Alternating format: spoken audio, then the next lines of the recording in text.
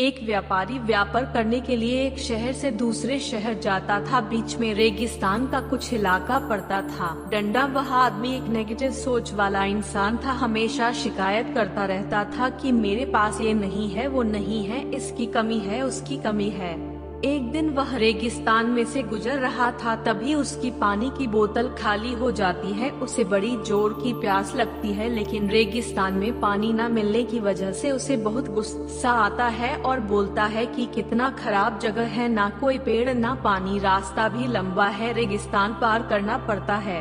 तभी आसमान की तरफ देख कर के कहता है कि भगवान, ये कैसा जगह बना दी है आपने। अगर मेरे पास में बहुत सारा पानी होता, बहुत सारे संसाधन होते तो इस जगह पर हरियाली कर देता, बहुत सारा पेड़ लगा देता।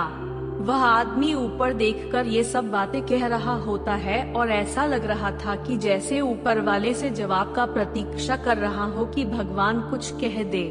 अब चमत्कार ये हुआ कि वह जैसे ही नीचे देखा, उसे अपने आँखों के सामने एक कुआं दिखाई दिया। वह पूरी तरह से घबरा गया, क्योंकि उसने कभी भी उस रेगिस्तान में कुआं नहीं अनुस्वार देखा था।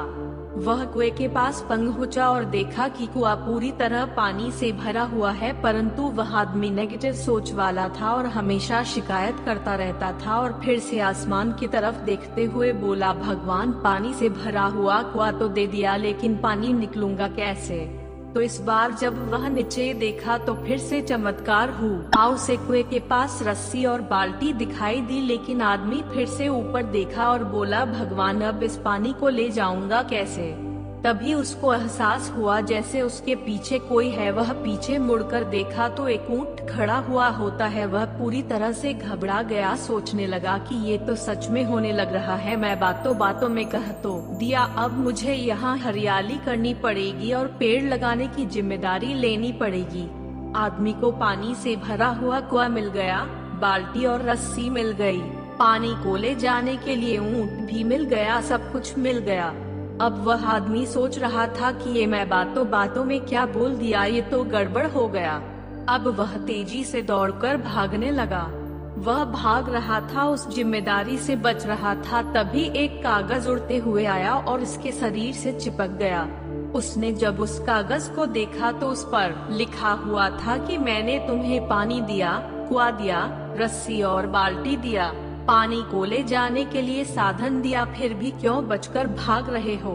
उस आदमी को लगा कि मेरे साथ पता नहीं क्या हो रहा है।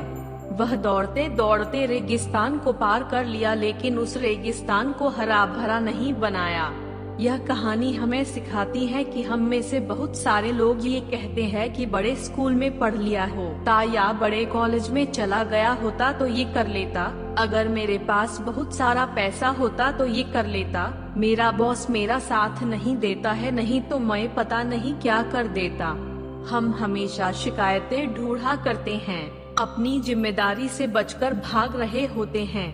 ये कहानी हमें सिखाती है कि लाइफ में हम जो कुछ भी कर रहे हैं 100% जिम्मेदारी हमारी है कि उस काम को बिना किसी शिकायत के पूरा करें। तो दूसरों पर दोष देना, उनकी गलतियां बताना बंद कीजिए। अपनी गलतियों को जो करोगे वही मिलेगा।